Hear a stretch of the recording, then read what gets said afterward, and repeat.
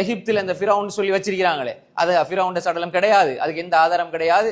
எந்த அறிஞர்களும் அஹ்லு சுன்னாவோட எந்த அறிஞர்களும் அதை அப்படி சொல்ல இல்லை. விளைச்சானே அல்லாஹ் பாதுகாப்பு என்று சொன்னதை இப்படி வச்சு பாதுகாக்கிறது அல்ல.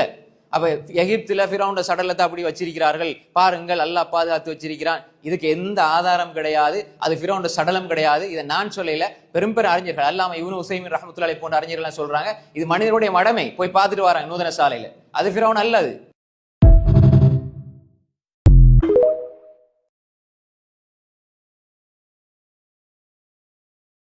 அஸ்ஸலாமு அலைக்கும் வரஹ்மத்துல்லாஹி வரகாத்துஹு.